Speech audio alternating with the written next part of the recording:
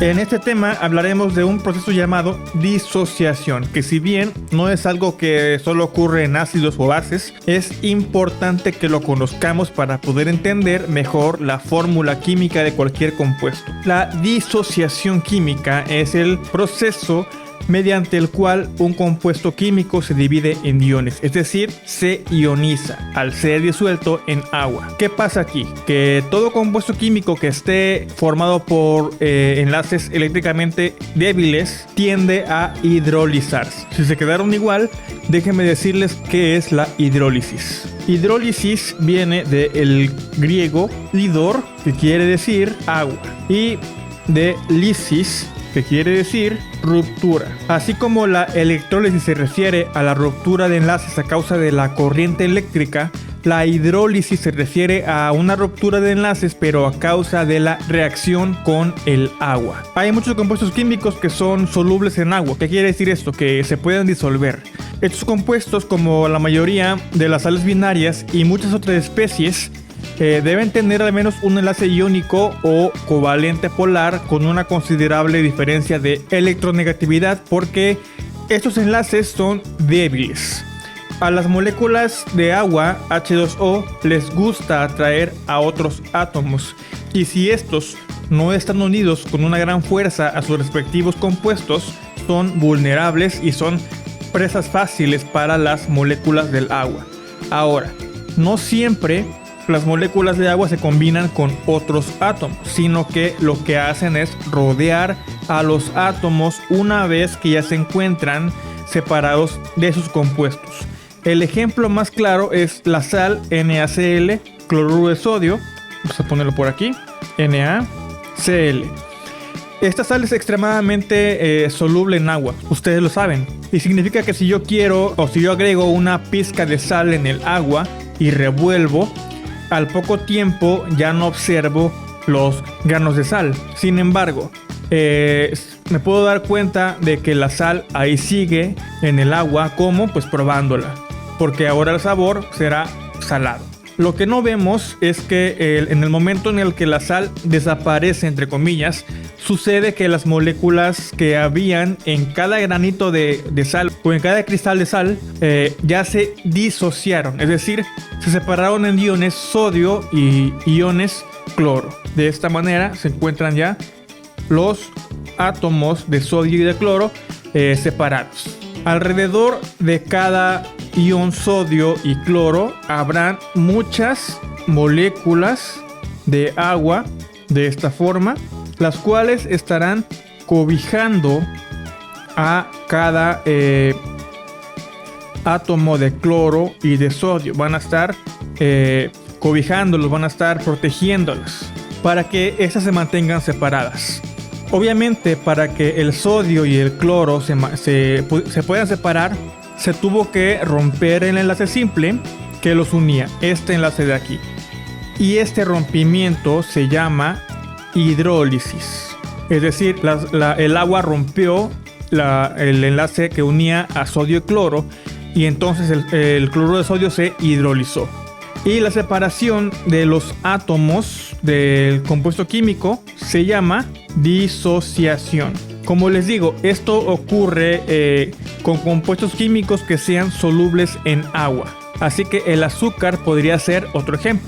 Un químico sueco llamado Svante Arrhenius en 1884 utilizó el término disociación para diferenciar los ácidos de las bases. Él decía en su teoría que un ácido es aquella sustancia que al disolverse en agua se disocia y libera cationes hidrógeno, H+, lo cual hacía que disminuyera el pH en la disolución.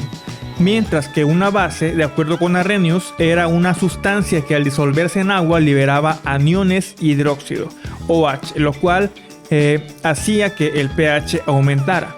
Arrhenius no estaba del todo equivocado, aunque en su teoría tenía bastantes cabos sueltos. En primera, los ácidos al disolverse en agua no liberan cationes H+, hidrógeno. Cuando un ácido que tiene hidrógeno sus moléculas como HCl, cuando es disuelto en agua, En ese preciso momento reacciona con las moléculas de agua, las cuales atraen a los hidrógenos del HCl. De esta manera, lo voy a dibujar por aquí. Entonces el agua atrae a el átomo de hidrógeno que tiene el ácido clorhídrico para poder formar el ion oxonio, que es H3O, lo que ya vimos en el video anterior. Además de este cabo suelto, había otros. Por ejemplo, para Arrhenius, todo ácido y toda base tenía que estar disuelta en agua a fuerza. Y eso tiempo después se comprobó que no era cierto, pues también hay ácidos y bases que se pueden disolver en alcohol, por ejemplo. Aún así, algunos ácidos y bases que estudiaremos en los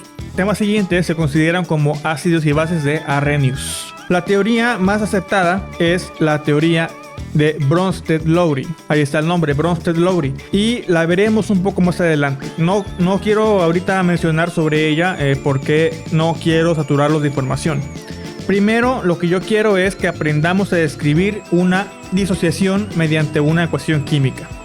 Como les digo, la mayoría de las sales, tanto binarias como neutras, son solubles en agua, pero nosotros haremos de cuenta que todas lo son. Realmente no nos interesa estar checando cuál sí y cuál no, porque lo que yo quiero es que aprendan a formular, a hacer fórmulas químicas y a entender las fórmulas químicas. Bien, regresamos un poco de nuevo a los números de oxidación. Espero que aún lo recuerden. El número de oxidación es muy, pero muy importante, porque podría decirse que es como la regla fundamental, universal, que explica cómo se unen dos elementos químicos eléctricamente. En esta ocasión trataremos de no calcularlos, pero si quieren, ustedes lo pueden hacer al final de cada problema para poder comprobar sus resultados. Yo no lo voy a hacer, yo utilizaré este método. Vamos a ver. Tenemos, por ejemplo, este compuesto químico Na2O, que es óxido de sodio, el cual produce o se disocia en sodio y oxígeno. Sodio y oxígeno. ¿Qué hice? Simplemente separé los dos símbolos de la fórmula. Obviamente también tengo que balancear. En este caso, si tengo 2 de sodio, voy a poner aquí un 2 y listo. Cada uno de esos elementos va a tener un número de oxidación diferente a 0. ¿Por qué? Porque son iones. Recuerden, no son compuestos químicos completos. Todos los compuestos químicos tienen un número de oxidación igual a 0.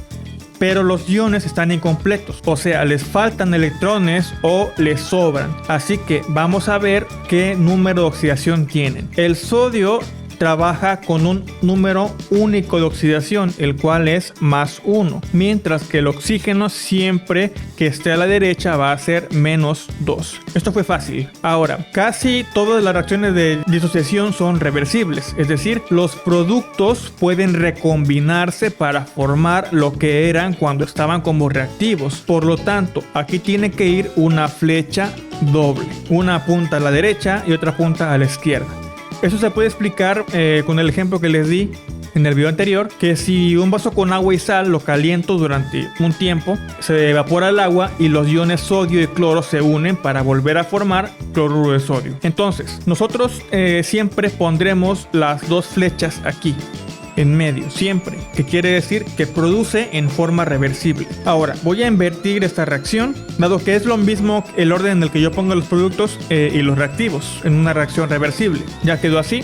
¿Recuerdan que alguna vez les mencioné el cruce de números de oxidación? El cruce, pues básicamente es lo que haremos en estos temas. Vean, este -2 que tiene oxígeno es el mismo subíndice que tiene sodio, mientras que este +1 de sodio es el mismo 1 invisible que tiene oxígeno a su lado. Quiere decir que para formar toda esta fórmula, lo único que hice fue pasar este 1 a la derecha del oxígeno y este 2 a la derecha del sodio. Crucé los números de oxidación. Es un cruce de número de oxidación. Obviamente van sin el signo. Hay algunas cuestiones que debemos tomar en cuenta a la hora de hacer esto, de cruzar los números de oxidación. Como primera regla, cuando los dos números de oxidación sean iguales, obviamente con signos diferentes, cuando ocurra esto no se realiza ningún cruce. Es decir, números de oxidación similares no se cruzan. la fórmula química va a quedar sin subíndice. Vamos a ver 3 ejemplos. Este tipo de ejercicios son los que vamos a realizar. Yo les voy a poner los iones ya disociados y ustedes tendrán que combinarlos. Ok, en los primeros 2 ejercicios estamos utilizando un metal que tiene un número de oxidación posible, nada más un solo número. Litio es +1 y calcio es +2. En el tercero, que es hierro, es un elemento que puede trabajar con 2 números de oxidación, con +2 y con +3. En esos casos yo siempre les voy a poner con cuál trabaja. Yo aquí quiero que sea +3. En cuanto a los no metales, flúor es -1, azufre -2 y fósforo -3. Vean que en los 3 casos tenemos números de oxidación similares. Recordemos la regla número 1 que está aquí arriba. Los números de oxidación iguales no se cruzan, se eliminan. Por lo tanto, +1 y -1 no los tomaremos en cuenta, porque de todos modos si los cruzáramos quedaría igual, L y F. Entonces voy a escribir la doble flecha de esta manera. Es reacción reversible para indicar que produce en forma reversible, y solamente voy a juntar los 2 símbolos, L y F, sin el más no lo voy a poner.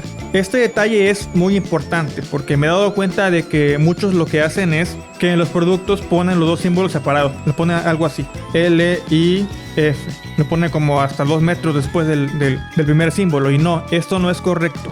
Tienen que estar los 2 símbolos juntos, uno con el otro. Y además ya no deben de llevar el signo más, ni tampoco los números de oxidación, porque ya son elementos que están combinados. En el inciso B tenemos que calcio es +2 y azufre es -2. Y como 2 y 2 son el mismo número, se van a eliminar. No voy a cruzarlos. Es como las matemáticas, cuando dividimos 2 números iguales o 2 unidades iguales, estas se tienen que eliminar. Aquí es lo mismo. Entonces, CA y S van a pasar directo y sin escalas, sin subíndices. ¿Qué hice? Eliminé 1 con 1 y eliminé 2 con 2. En el tercer inciso, en el C, es lo mismo. +3 y -3 se van a eliminar y solamente van a pasar los símbolos Fe y P. Listo. Si recordamos las reglas de nomenclatura, el primero se llama fluoruro de litio, que recuerden que siempre se nombra primero el de la derecha, que es fluoruro de litio. El segundo es sulfuro de calcio y el tercero es fosfuro de hierro 3, por el número de oxidación 3. Esto ya lo sabemos y no lo voy a explicar de nuevo en este video. Segunda regla: números de oxidación con mitad o tercia se simplifican. Si vemos que los números de oxidación no son iguales, tenemos que analizarlos detenidamente y preguntarnos, a ver, ¿ambos números tienen mitad? Y si no, ¿tienen tercia? Esto es lo mismo que decir que si ambos números pueden dividirse entre 2 o entre 3. Y que obviamente el resultado sea un número entero. Decimales no cuentan. Vamos a ver. En el primer inciso tenemos que berilio es +2 y carbono es -4. Como ambos números son diferentes, descartamos la primera regla y vamos con la segunda. Analizamos y nos preguntamos mentalmente: ¿el 2 y el 4 tienen mitad? Ok, la mitad de 2 es 1. Sí tiene. La mitad de 4 es 2. También tiene, ya está. Ambos números entonces tienen mitad, o lo que es lo mismo, los dos pueden dividirse entre 2. Entonces, ¿qué hago? En mi mente ya tengo sus mitades. Y si quiero ser un poco más ordenado, puedo escribir la mitad de cada uno arriba del número de oxidación con lápiz. Por ejemplo, aquí la mitad de 2 es 1 y la mitad de 4 es 2. Y ya que tengo esto, procedo con el cruce de número de oxidación. Pero ¿qué número voy a cruzar? Solamente la mitad que saqué. Quiere decir que este 1 de aquí arriba va a pasar como subíndice de carbono, mientras que este 2 del carbono va a pasar como subíndice de berilio. Y me va a quedar de esta manera: Be2C. Ya está. Recuerden, aquí era un 1 y aquí era un 2. Este 2 es este de aquí y este 1 es este invisible de acá. Ya está. Inciso B. Analizo. ¿El 6 tiene mitad? Me respondo yo mismo. Sí, la mitad de 6 es 3. Ahora, ¿el 3 tiene mitad? Pues sí tiene, pero es 1.5. Y yo no puedo poner un subíndice como decimal. Debe ser entero a fuerza. Así que en términos estrictos, el 3 no tiene mitad. Ok, descartaba la mitad, pero aún todavía no descarto la segunda regla. Ahora voy a pensar si estos dos números tienen tercia, o sea, si ambos pueden dividirse entre 3. Ok, 6 entre 3 es igual a 2. Ok, si pasa. Y el 3 entre 3 es igual a 1. También pasa. Perfecto, ambos tienen tercia. Quiere decir que este va a ser 2 y este va a ser 1.